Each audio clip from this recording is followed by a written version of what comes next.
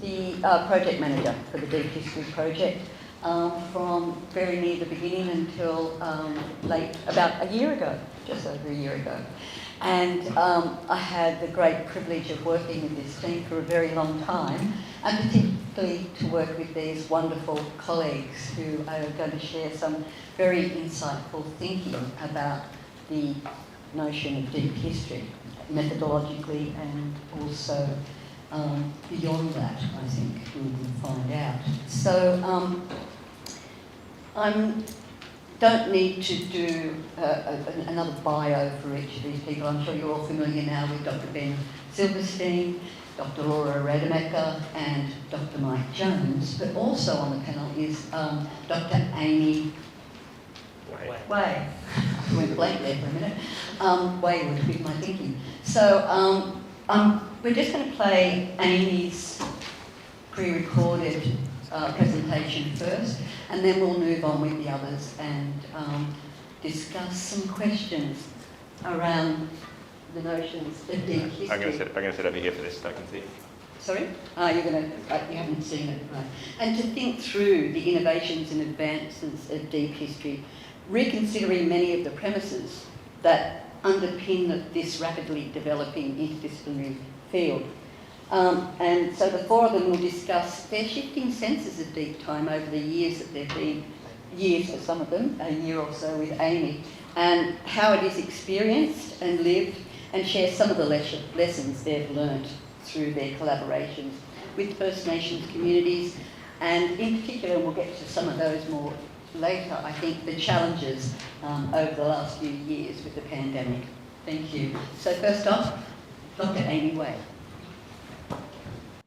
Hi everyone, I'm Amy, the most recent postdoc to join the Research Centre for Deep History. You might have received emails from me in the lead up to today, and I'm so sorry I wasn't able to be there in person to meet you all and to attend the program of papers. A big thank you to my co-convener Ben Silverstein for taking the brunt of the administrative load in the last 2 weeks and for keeping the boat afloat today. Julie invited me to share some of my thoughts on the work I've done as part of the Deep History team. So I'm just going to speak for about 7 minutes on some of the field work I've done and how my perceptions of deep history changed as a result. When I joined the Research Centre for Deep History at the beginning of this year, I wasn't really sure what work I'd be doing, but I was looking forward to helping the team produce their digital marking project and anything else they had in the pipeline. The phenomenal result that is Marking Country, which was launched yesterday, had been intellectually and conceptually in the making for many years. But thanks to the pandemic, much of the fieldwork and the entirety of the web development took place this year. I'd only been on the job for about a month when our director, Professor Anne McGrath, casually invited me to join her on a research trip to Carnarvon Gorge in central Queensland. We were going to visit one of Anne's friends and colleagues, Professor Jackie Huggins, a prominent Bidgera elder and distinguished historian. Anne and Jackie had been planning for some time for Jackie's country to feature in the Centre's digital atlas, and the stars have finally aligned. I'm just going to share a photo of me on our first day in the gorge, which I think gives a good sense of my enthusiasm for the project. My backpack is jammed full with photography and recording equipment. So once we were on country, Jackie introduced us to Uncle Fred Conway, a former ranger in Carnarvon Gorge National Park and senior knowledge holder for the Bidgera community. He and Jackie's maternal grandmothers were sisters, both born at the top end of the gorge. Their families were later ruptured by colonial violence, forcibly removed from country and taken to various Aboriginal reserves in Queensland. You can read more about Jackie and Uncle Fred's life stories in Marking Country. Anne and I were thrilled to be invited on country by Jackie and Uncle Fred, and we were eager to learn as much as we could from them. Uncle Fred was particularly excited to show us the art gallery, an enormous rock art site that told the deep history of the Bidgera people.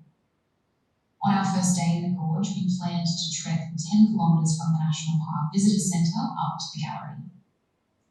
Lockdowns and personal health challenges had kept both Jackie and Uncle Fred away from their country for some time. Uncle Fred, who walked the gallery almost every day for 33.5 years, hadn't been back in the gorge for almost 3 years.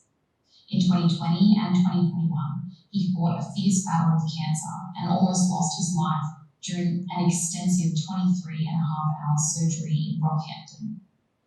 This trip then took on an even greater significance in our lives. As we made the journey toward the art gallery, Uncle stopped frequently to point out a plant, a bird, a rock formation, or a tree, sharing their uses and significance in Bidgera culture.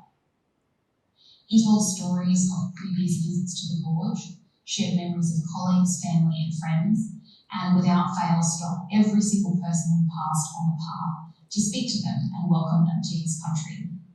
So we kept a very jolly but slow pace. Even as I hung on to Uncle's every word, I found myself fretting over the time that passed. Would we make it to the gallery before sunset? How would it look in the photos? Would I be able to record the interviews we needed? I'm embarrassed to say that it took longer than it should have for me to realise what was really going on during the walk. And I'm ashamed at how easily I had slipped back into my own frameworks and sense of time. Deep History was the art gallery, an archive of Bidgera knowledge and story, etched and painted over generations, with a significance Uncle Fred could explain in meticulous detail. But it was also everything that surrounded it: the walking, the sitting, the thinking, and the talking, especially the talking that took place when the cameras were off. It was Jackie and Uncle Fred together, on country, sharing their knowledge with us and learning from each other. It was staying together at the nearby Wilderness Lodge and preparing meals in the communal camp kitchen. It was dinner each night where we were joined by a different group of rangers, friends, and relatives who made the journey to the gorge once they heard Uncle and Jackie were back. Bidgera deep histories are experienced through being on country and through story. They are stored in personal, familial, and community memories, in the physical and spiritual archives of rocks, trees, country, and kin. Deep history, then, was an evolving practice of history making and history maintenance that strengthened and surrounded the entire process of being on and simply speaking about country. Jackie and Uncle Fred used diverse skills to share their deep histories. For Jackie, studying at university and becoming a professor of history helped her expose the lies of colonial narratives and gave her the tools to mark country with words, publications, and truth-telling, including in the many organisations she has served, working for historical education and justice. For Uncle Fred, escaping Woorabinda Reserve as a young man and working throughout Queensland showed him the depth of suffering and discrimination inflicted on Aboriginal peoples. Yet it also made him even prouder of his culture and more determined to share it with others. This is why he stopped every person we passed in the park. Anybody that comes here and asks me questions about my culture, he told us, when I talk to them and tell them I'm a happy man, that's keeping my culture alive. And that's what I love talking about, what I am. My expertise as a historian lies primarily in the history of science and ideas, which has led me to a fairly critical approach to the history and philosophy of white, Western, or Northern European concepts of human antiquity, deep time, and deep history. It's no surprise then that I think there are still challenges we face and questions that need to be asked of deep history as a discipline. Because deep history is at once an academic methodology, a period of the ancient past, and an embodied living history of Aboriginal and Torres Strait Islander people's enduring connection to country. But what work does the label of deep history actually do, and for whom?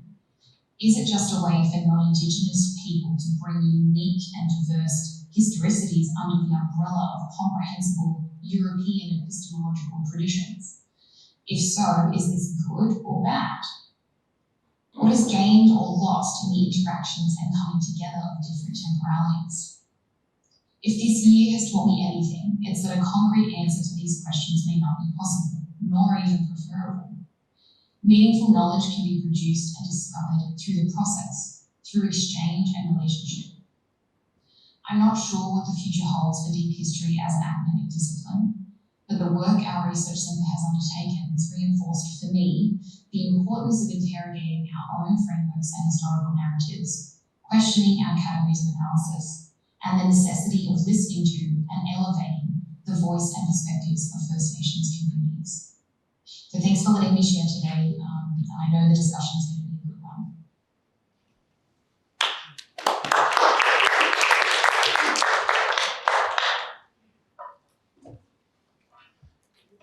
A very stimulating way to begin this session, I think, and speaks to some of the prior discussions we've already been having. So this session will continue that, and hopefully there'll be some lively discussion afterwards. So I'll hand over to Laura now. Thanks, Julie. So in preparing for this session, Amy and Julie circulated some questions, and I took their instructions very literally, so I've prepared answers to their questions. So anyway, we'll go through that way. They started off with asking, how do I define deep history? I thought, well, there's the elevator pitch, which I became very practiced at giving every time people asked me what the project was that I was working on. That's that everybody knows, we all accept now that Australian history didn't begin in 1788. But historians are still not very good at knowing how to tell that longer story of Australia, the one that stretches back at least 65,000 years to the very beginnings. And that's what this project is about.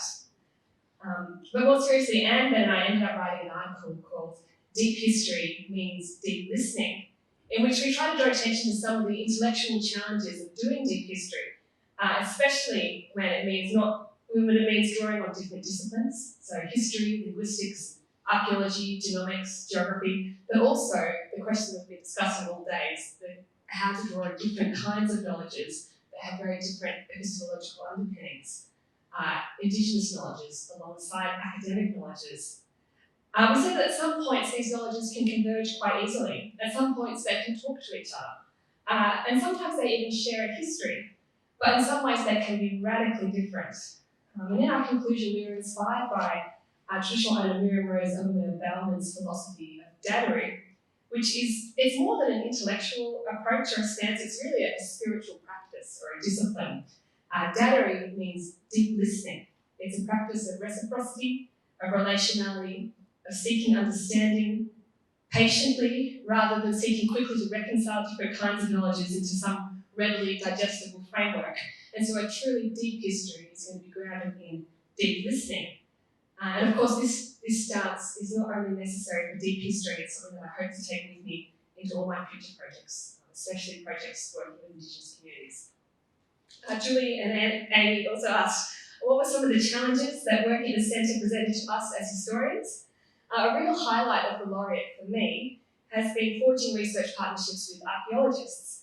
And we've been able to progress these partnerships by looking at intellectual questions from our distinct disciplinary angles when we haven't been able to do fieldwork and meet with communities in person because of COVID. Working with archaeologists has sometimes been a challenge, but some of my best friends are now archaeologists, thanks to the laureate. I've had a few conversations around with archaeologists around what do historians really have to offer to deep history. But over the course of the laureate, I've come to appreciate that our disciplines do have distinct perspectives on how the past is known and how to communicate that past, and that we can learn by working with each other. Archaeologists have been surprised by the way I've constantly sought to emphasise human presence and human agency and insisted on the power and the intellectual validity of narrative, of story to share knowledge. And I've been impressed by the way archaeologists have been so cautious to delineate precisely what their findings are and not to claim anything more, which reflects a real intellectual humility. The other difference I've discovered is that archaeologists, they go camping and they're willing to sleep on the floor in shared rooms, but historians sleep in beds. We like to have showers at the end of the day and we need our personal space. They also asked any other experiences that have changed the way we thought about deep history.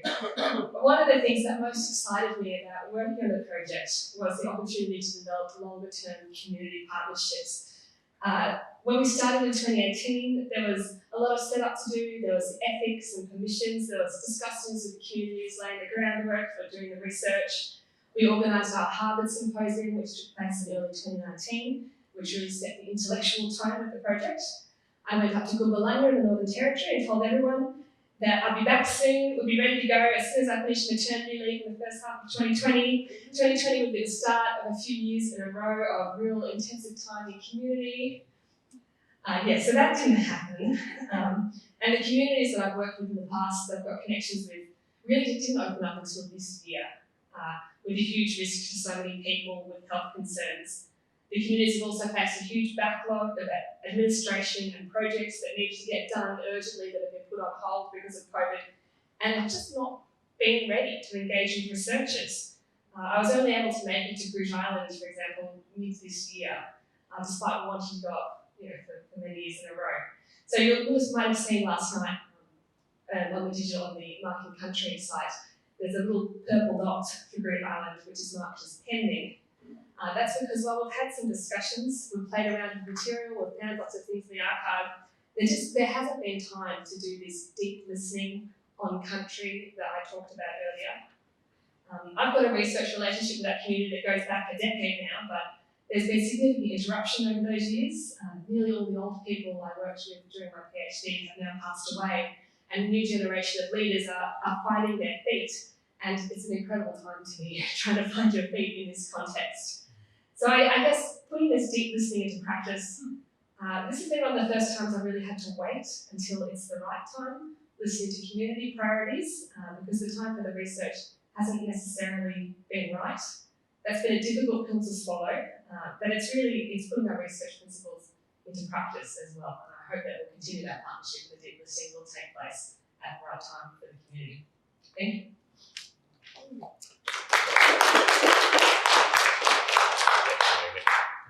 For the mics next. Yes.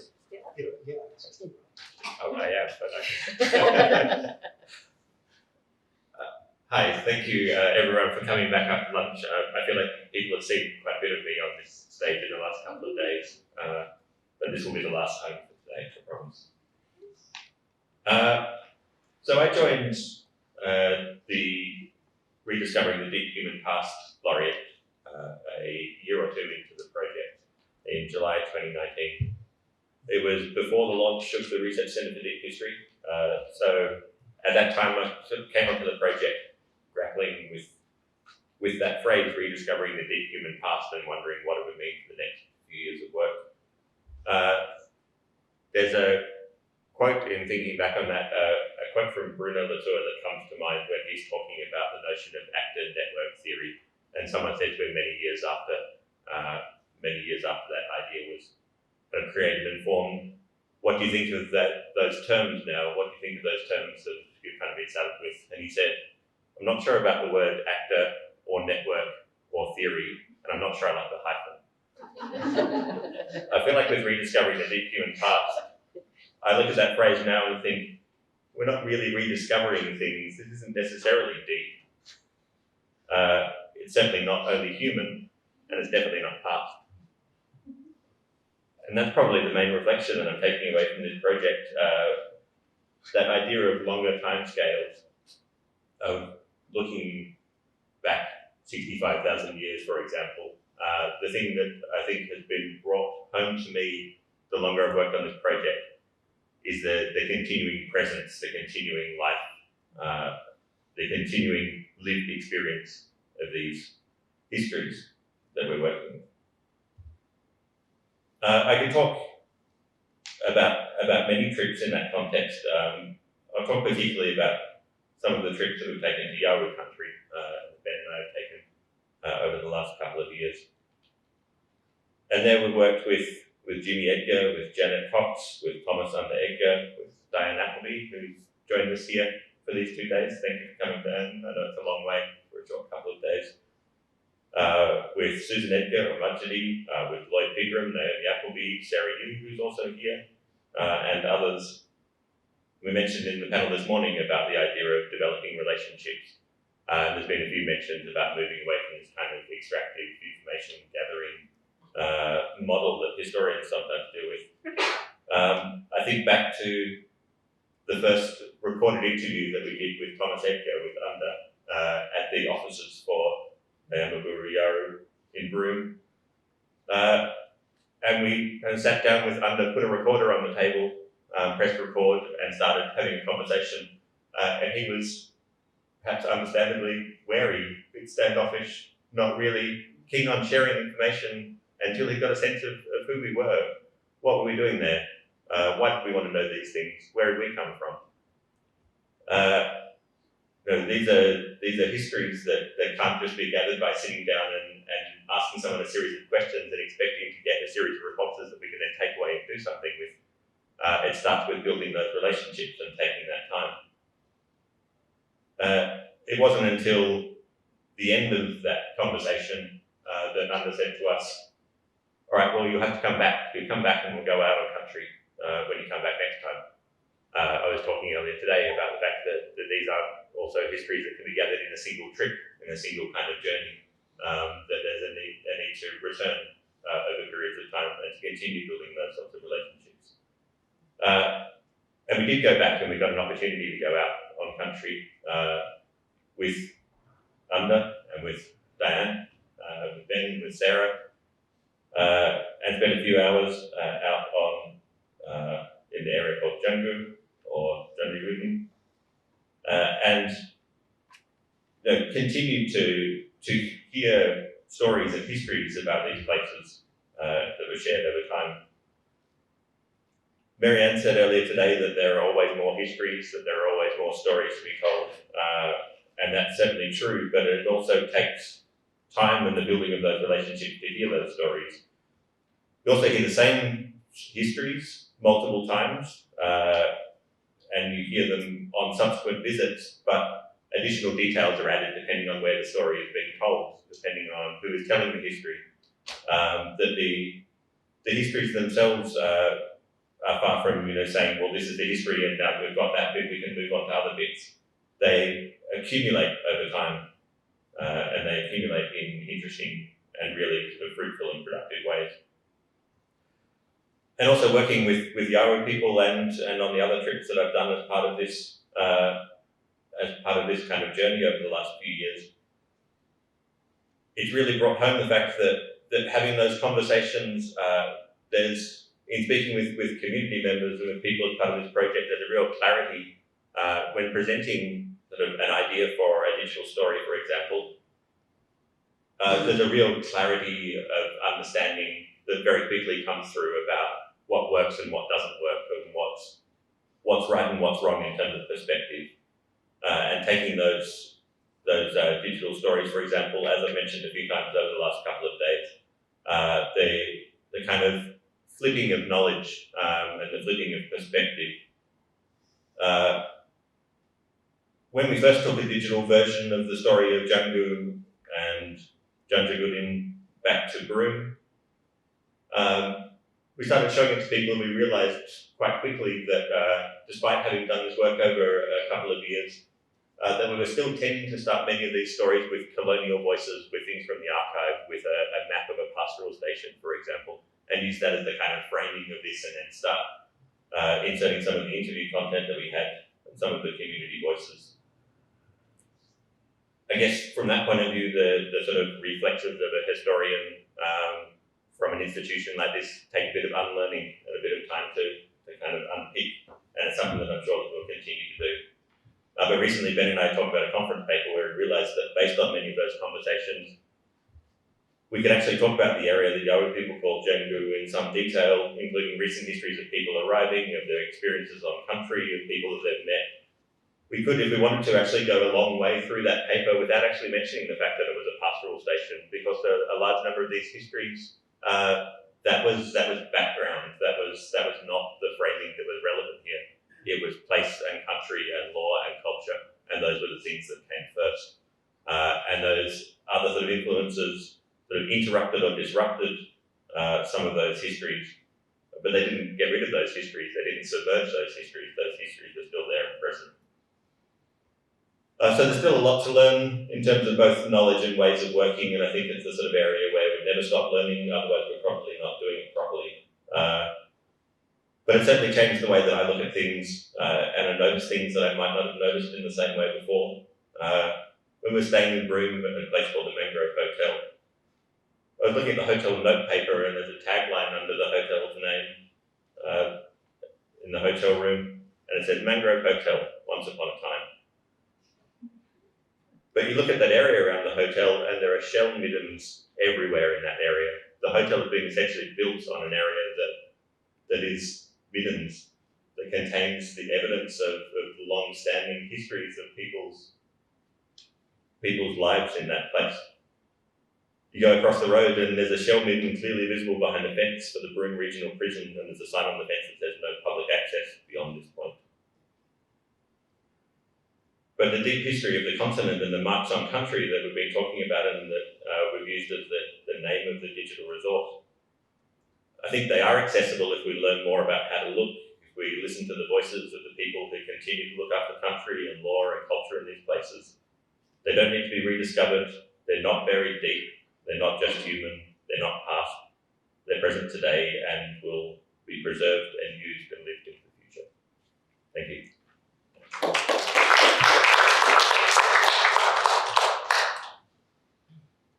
Thanks.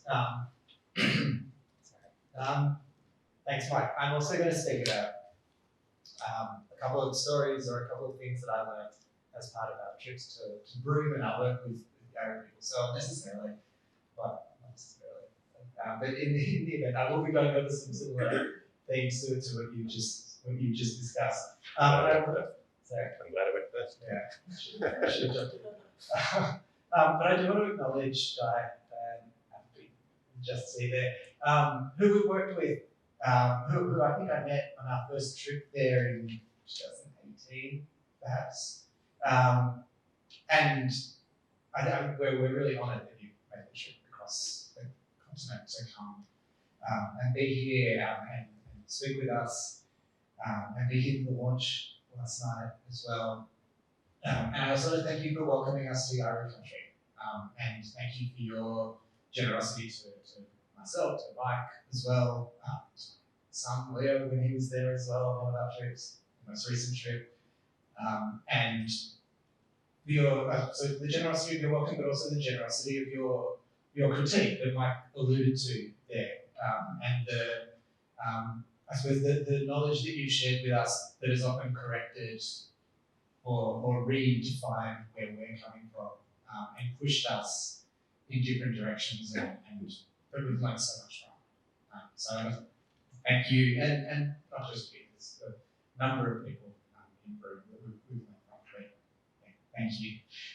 I was going back and looking at the very first interview that I did, the oral history interview that I did in Broome, which began very differently to the one that you referred to. It was an interview with one of those older brothers, Judy Edgar.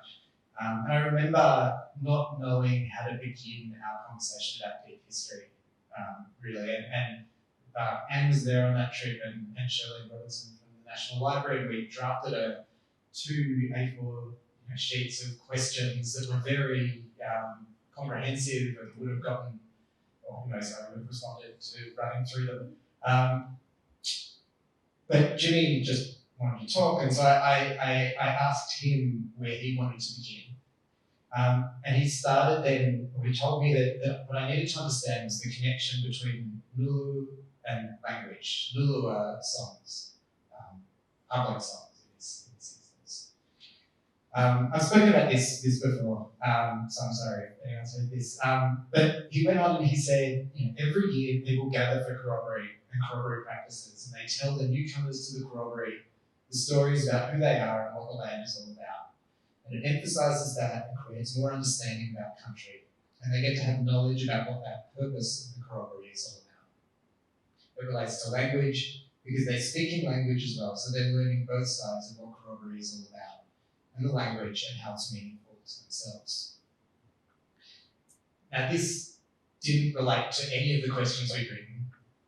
It wasn't where I expected to begin, but I think what Jimmy did is he gave me, in this instance, or gave us, in a collective sense, an intellectual direction for our inquiry. So I think identifying where you start, where you begin, shapes the problem or shapes the project, shapes the subject of everything that follows. But it did leave me, and despite listening to his explanation and asking him about what he meant, it did leave me wondering what he meant when he said we need to understand the relationship between Nulu and language in order to begin to understand deep history, or the deep history of our country. So I think, and I've talked about this with him several times, but I think he was centering, as Mark's spoken about, he was centering Yarra histories and experiences and relationships, and he was speaking about sources, he was speaking about authority, he was setting out questions, and I think the big questions of deep history for him were those of form, transmission, and translation. These are questions, the answers to which focus not so much on measuring dates or assessing dates, for instance, but they're stories that point to moments, sometimes very long moments, and stories that connect across both space and time. So this, I thought, was a really useful thing for me to learn relatively early on in the project. And for me, it set out some ideas for the kinds of projects that we could usefully pursue as part of the Laureate project and the research centre. So my conversation with Jimmy then moved on to explaining the making of the shoreline. So he traces the features of the seascape and the connections with the resources available there. And he told this story, or this set of stories, through a number of stories, really, that provided knowledge of country. Perhaps knowledge of geological formations, but also knowledge of law, of a law that tells in turn of connections with other people, of relationships that span across or much of the country, connections across time, and the presence of forces of creation in the present. And I think this comes back to some of the discussion in the previous session about histories that are present today. These are really, well, they can be understood as slow processes. And when we're speaking about deep history, sometimes we are speaking about really slow processes. And in reflecting on this slowness, I suppose, I was struck by a paper I heard recently at the Memory Hub conference that Mike and I attended, and some of the organisers and conveners were here this morning. A paper delivered by Jenny Listenberg on slow memory. And her argument as part of that paper was that while we're very good at remembering and historicising sudden or extreme events or processes, we're less certain about reckoning with slow-moving changes or transformations. They're hard to remember sometimes, they're hard to memorialise. And this is a concern that I think speaks to deep history, to historical projects that work with time frames in tens or hundreds of thousands of years, or perhaps millions of years. So the shifting shoreline, or the development of an aquifer, for instance, are processes that geologists might describe taking place over that long time frame in moments that are ordinarily barely perceptible by human observation. Or that others will tell stories of these happening more abruptly. One of the lessons of this, one of the many lessons I think, is that is to slow down and to research slowly and take the time to remember and historicise as well. So if we can set aside some of the great accelerations of recent years and instead work with slower moving changes by perceiving differently and thinking differently, thinking at a different temporality, we might then be more alert to things that might not be experienced acutely. This is something that I won't go into the detail because Laura spoke about the piece that we wrote, co-wrote, that engaged with the concept of deep listening, which I think also speaks to this practice. On our most recent trip to Broome, Lloyd Pigram, who we worked with quite closely over the last couple of years, and a shout out to Lloyd, who I don't know if he's zooming in, but we were hoping he would be here, but he couldn't make it in the end, unfortunately. But Lloyd said to us that people come and study us rather than trying to understand who we are. And it stuck with me, that way of phrasing it, and the contrast he was drawing there between that extractive model that Mike referred to and a slower process that insists on approaching people as subjects rather than objects, as subjects of their history and as knowledge holders of those histories. And I think this thinking about slow histories, slow memories, raises the question as well of the place of the event in history and the event in deep history. So if we move slowly, if we narrate long historical processes, are we moving beyond eventfulness? And I wonder about the relationship between the storied event and the more uneventful trajectory of a slow process of making or unmaking. So this question of how slow histories might speak to closer histories of detailed and storied events has particular resonance in the kind of research we've conducted. And I keep wondering about how we can hold on to the possibility of deep time as an eventful temporality, one punctured by events that may be points of transformation, but which may also emerge as points or articulations of continuity, of connection, and of law. I'll stop there.